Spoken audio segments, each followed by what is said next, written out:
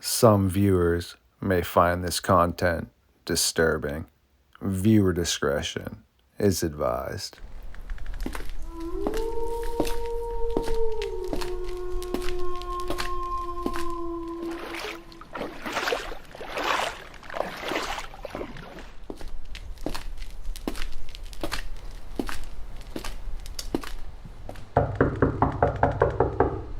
Jody Cook, the leader of the pack, the founder of the North American Dogman Project. This is always legendary to see you stop in to the Fox Den for another episode of Midnight Lycanthropy here on LordeStarfox Radio. I am very thirsty. Please allow me to feed.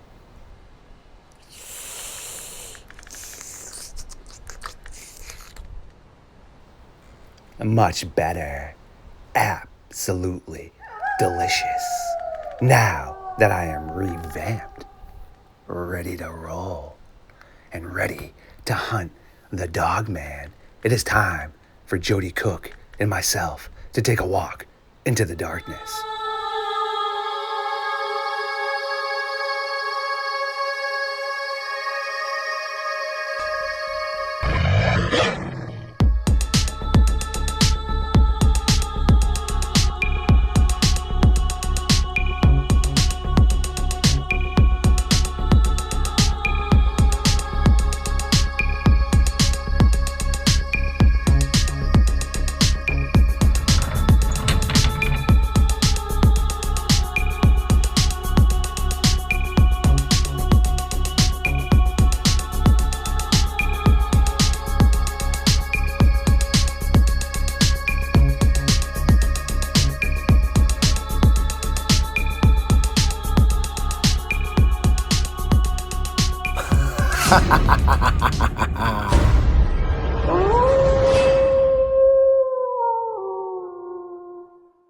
My creatures of the night, welcome back to another episode of Midnight Lycanthropy here on LordeStarfox Radio.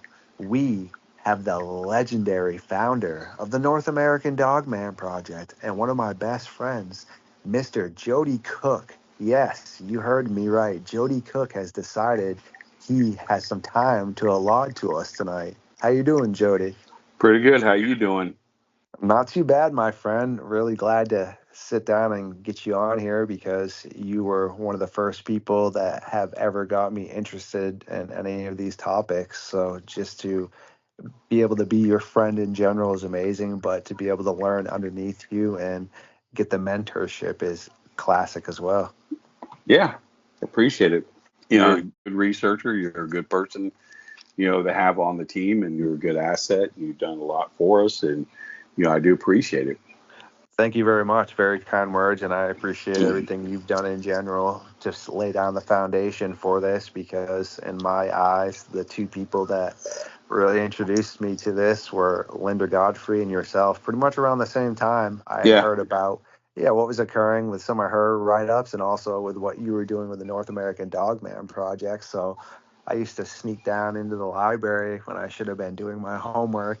And one of the librarians was a friend of the family, and she would let me use the internet knowingly what I was going to look up. But I was, just reading what you had posted and what she was doing. So as I stated before, I consider both of you two as to be godfather and godmother as to what we refer to as the Dogmans. I don't look at myself like that. I'm going to be honest with you. I mean, Linda Godfrey has done a lot for the field. I mean, she is like the godmother of Dogman.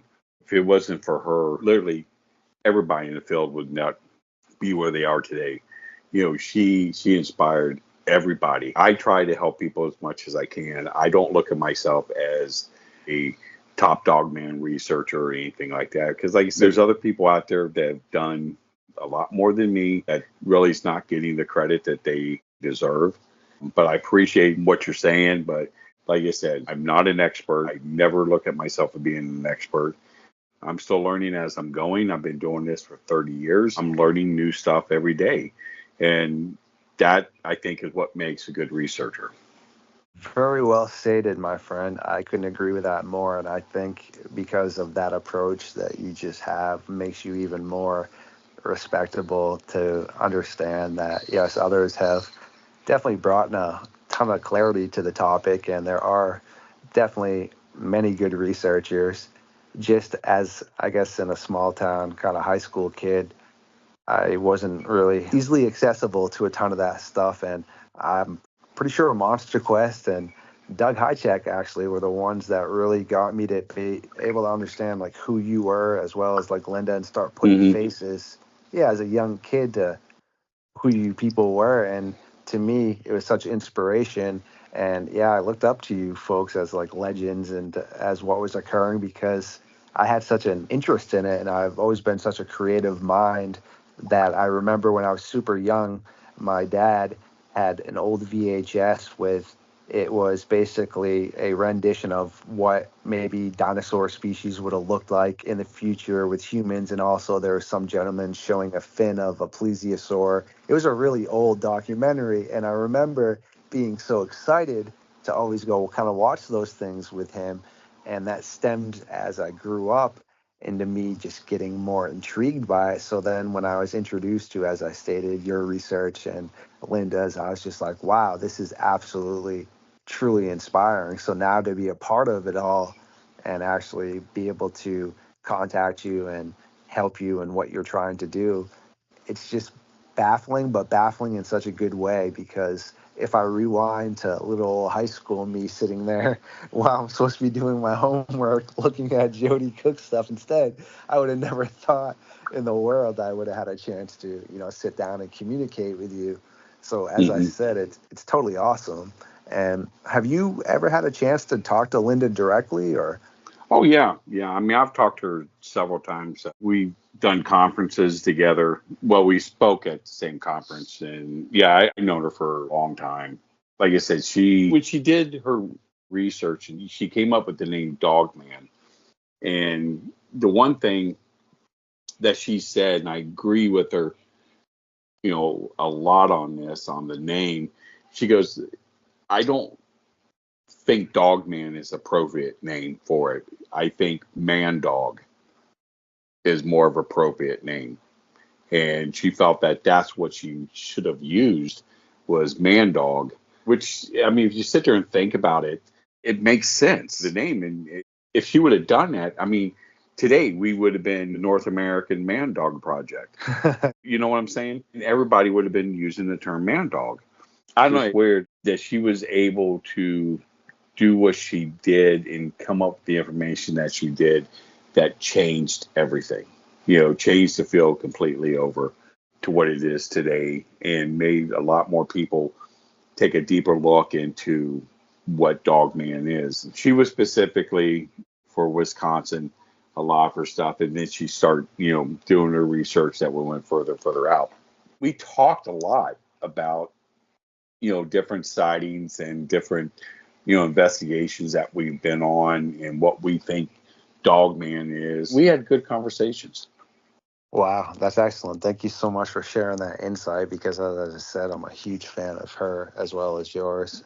You had made a previous statement about how you feel there are a ton of other researchers that have done good things. I would love to take a second and maybe, would you like to name some of those? It's always good to add to my database of knowledge as well to know people that you respect and value as researchers. There's researchers out there that do cryptid research, and they've done Dogman stuff. I mean, Ken Gerhardt, for one, has done, a lot for Dogman. How can I say this? When people were doing research on Dogman, say like Linda Goffrey, okay, when she started, doing her research, she was the only one, okay, that was actually out there in the field doing Dogman research. And you have people like Ken Gerhardt doing cryptid research. His whole realm was everything. And he was doing his Dogman research, but he was doing a really good job at it on what he was doing, but he wasn't putting the time into it like Linda Goffrey was doing. But he had good information. He had good theories on what Dogman can be. He did a lot of research into different areas in the field that no one has even bothered to look at. When I sit there and say there's other people that done more, there is other people that done more. You know, I'm not talking just in the past. Even today, there's still some researchers out there that's doing some really, really good stuff. But like I said, it all comes from Linda Godfrey. Everything today that we know about Dogman, every researcher out there that is doing anything dealing with Dogman, they got it from Linda Godfrey. Nothing today is something that they came up with on their own. It's all, everything came from there. Her books were the Bibles for the field. That's so amazing. And I do agree fully with all that. It's just, as I stated, I'll even state it to my audience. I always try to get opinions on everything. But when it comes to whenever I get an image, whenever I get any sort of message, first person I always message, guess what? Yes, you, Jody. You are pretty much. I know. You're pretty much the first person, my guy, that I want to hear as to what's going on and stuff. So there's Kumbo. He's been doing a lot of Dogman research. You've got Burton Utley. He has been doing Dogman research for years. Even when I was doing the Bigfoot stuff, Barton was doing the Dogman stuff. He's been doing it since he was extremely young. These guys are extremely knowledgeable about aspects in their field when it comes to their locations that they're doing their research and so forth. They put a lot of time and effort working. Barton is probably one of the top Dogman researchers out there. The guy's fantastic with the stuff that he has written. He did a video, a DVD documentary called Hunt the Dogman, which is really, really good documentary. Anybody gets a chance to watch it or see it, I mean, it's on the Land Between the Lakes, and it's really, really good. And he was one of the first persons that even did anything about Land Between the Lakes. A lot of us other researchers, we've done research there, at Land Between the Lakes, but he was the one who took it a step further by putting a whole documentary out about it. It's one of these, I consider it to be like a cult classic. It's one of these projects that was put out that no one knew about it except for a small group of people. And then when you actually get a chance to see it, you're like, how did I miss this? How did I not know this was here? It's that good of a documentary. People love to watch it over and over. I have a copy of it. I love watching it over and over. And it's like a cult classic that you have. It's one of these things that's great. Good learning experience, what's in that video. Which is excellent. You just tapped on it, learning right there, because that's something I try to always preach to people. And back to something else that you said where you claim that you weren't an expert. I, again, respect that, because even if somebody is an expert, I think that the term expert means an individual has now become, I guess, arrogant enough to think he or she knows everything. And right. I always like to learn, as you just stated too. So even if somebody is an expert, they should always keep the mind open to learn and value information. No, my thing is, I always tell people, if someone claims to be an expert, okay, that's the person you don't want to deal with. To me, an expert, give you an example, the BFRO, okay, when finding Bigfoot, they consider themselves experts in Bigfoot. Well, my whole thing is, how can you be an expert? Have you lived with a group of them? Have you studied them every single day? Did you give them cute little names? Did you draw the pictures in the journal? Yeah, did you do the Jane Goodell? Yes. Yeah. Did you do all the stuff that she did with the gorillas? Okay. And if you didn't with Bigfoot or Dogman, no, you're not an expert. Okay. Plain and simple. It just bothers me when people think that they're experts and they know the complete answer to everything and that their opinion is fact. And better than everybody else's. And better than everybody else. And there's a few people in the field that's like that. Okay. Unfortunately, correct. Yes. Yeah, there's a lot of people in the field that's like that. You have to watch out. To me, is a red flag is when you have someone posting constant pictures. Yes. Of Dogman that they researched or they did an investigation. That's another red flag. The thing about pictures, this is what I learned, is when you're looking at a picture that's something that's in the bush or something like that, a lot of that stuff is shadow and light. Okay. Mm-hmm. Your eyes and your brain is trained to pick out objects that look like a human face or a human body. Yes, for survival. Yes. Yeah. If it looks like a dogman, it's a dogman. It may not be a dogman. It could be a branch. It could be a stump, that is shaped like that direction, that image, and with the shadow and light, the leaves and the branches and stuff like that. It could. I mean, and then you have like eyes.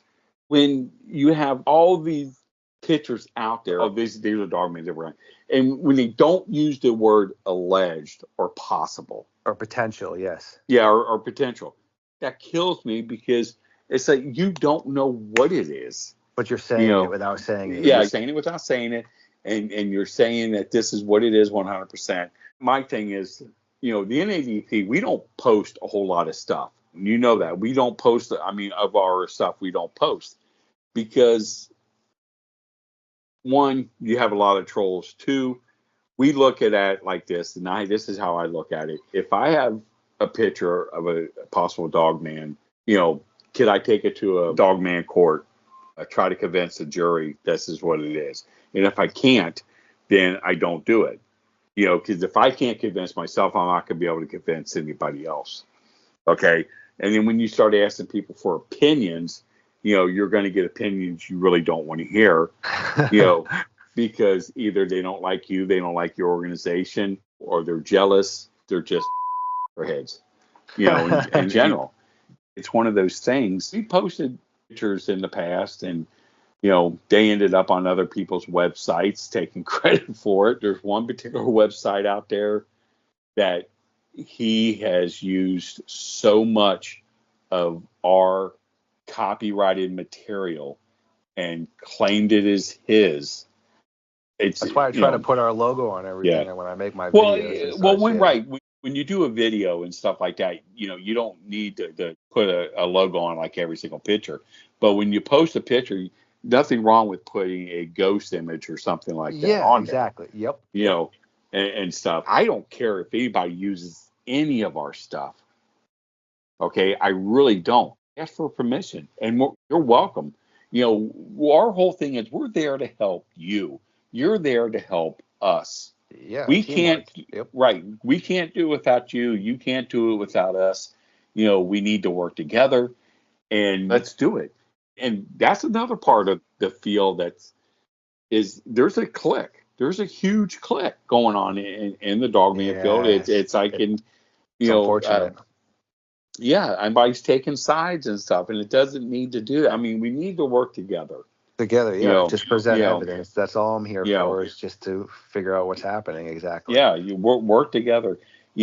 People have to get off the high horse. Their high horse on thinking that they're going to get the $1 million shot. They're going to get something that is going to make them fame and fortune, and it's not. There's nothing out there. Everything you get is going to get scrutinized. Okay, AI is destroying the field. Yeah, it's destroying everything, especially photo evidence. For sure, photo evidence, video evidence, all that stuff. Audio, it's just tearing it apart. I actually saw an audio thing, like you said, of a gentleman in Kentucky supposedly revving up his chainsaw or putting the blade back on, and it was like automated wolf howl. So again, yes, unfortunately. Yeah, it's just crazy, and you're not going to get rich doing this. It's true. And like you said with the perspective thing, that's excellent you brought that up, because I was watching a documentary earlier of a woman that works with aquatic animals and such, and she was actually showing a drawing of one way it looked like a rabbit, but the other way it could also look like a duck if it was turned a certain way. And some people saw the rabbit, other people saw the duck. And one gentleman claimed he had evidence for Ogopogo, I believe it was. He was showing it, and like you were just saying, to me, I'm just a person as well. I'm not some expert on photos. Yes, I'm a videographer and graphics designer, and I can take images, photography, whatever. So I'm experienced, but I'm still, as you stated, just a person. But when he was saying what looked to be like a snout and ears. It looked like a log to me, but underneath the water. And then he had showed another segment where he claimed that there was like an egg here and you could see a hatchling coming out. But again, it looked just like leaves and shadows to me. But he swore up and down it was Ogopogo. So yes, again, as you had just stated, our minds create things sometimes, and we're seeing things that might not actually be there. You might see something as clear as day in an image, and I don't see it at all. Yes. And that's part of the problem when people, see things, especially like if it's in a bush where it's hidden or it's behind or, something like that. It's definitely tough, just, like you said, because unless something's not physically in front of you. But we'll, as we're about halfway through here, we're almost coming to an end. Have you had any, I guess, experiences that you would say, or expeditions, or out in the field, boots on the ground, hands on, whatever people would like to use for terminologies, that really made you believe in it more, or also maybe terrified you enough where you thought, yes, something outside of the understanding of your general consensus was occurring? I had a sighting. Before my sighting, I knew this thing exists. I mean, just from evidence that I found, talking to people. It's one of these things here. You can tell talking with someone if they're legitimate or not. Yes. When you start hearing the fright in their voice, the way their facial expressions are, what's there. Okay. You know that there's something there, something exists.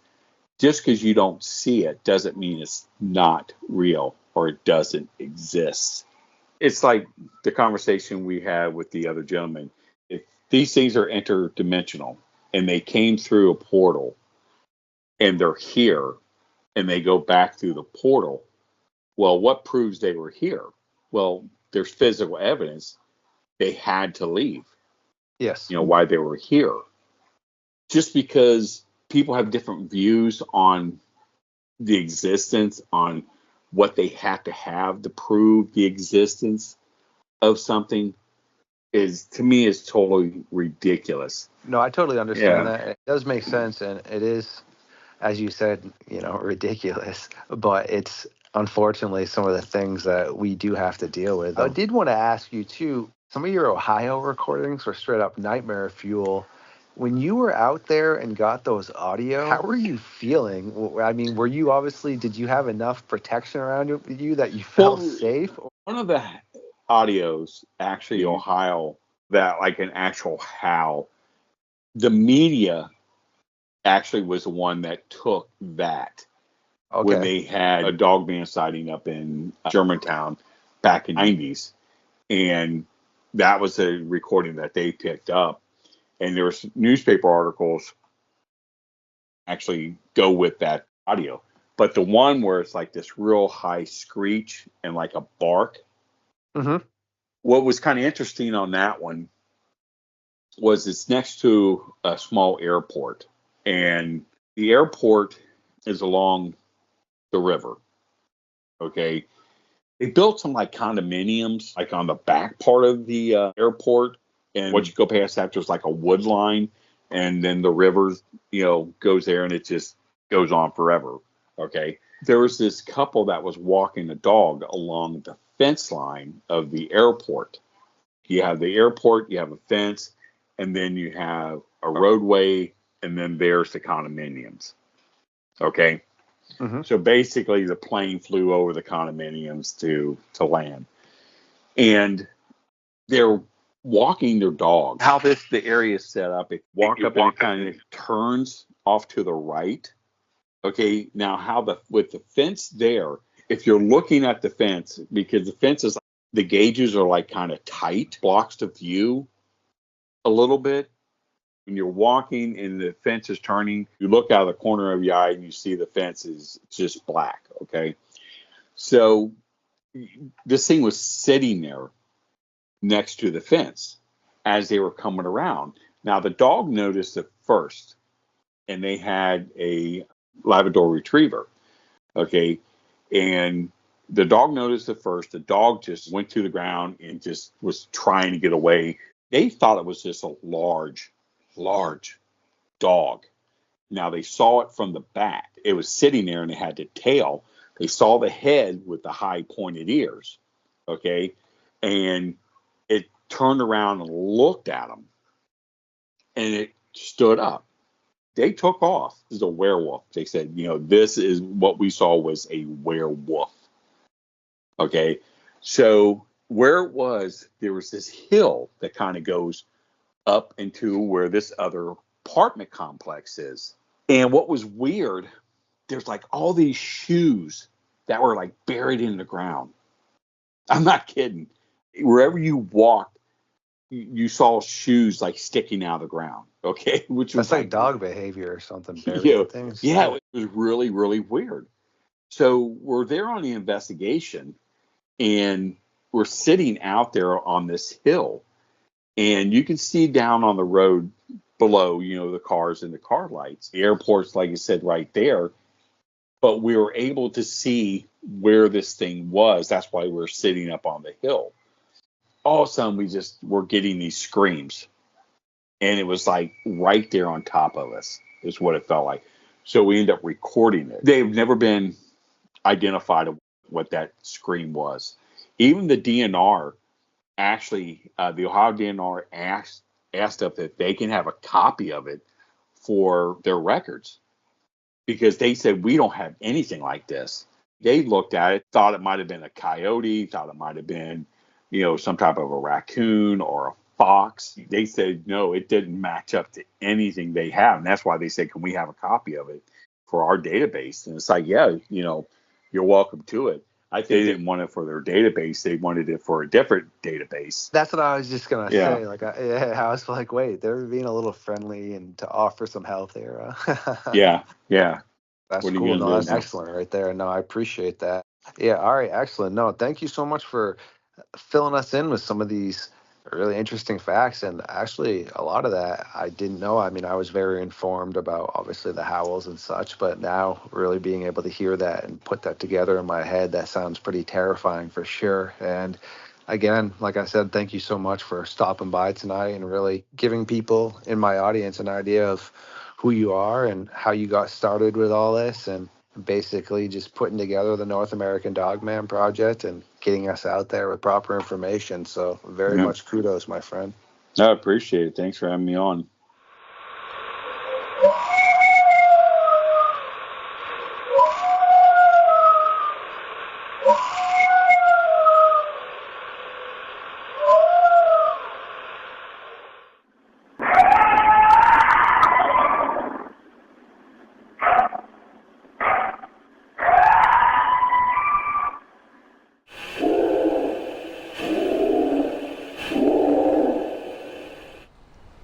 Thank you for everyone who stopped by for another episode of Midnight Lycanthropy here on StarFox Radio. If you do enjoy my content, please like, subscribe, and share it. Feed the algorithm. And until the next episode, stay safe out there.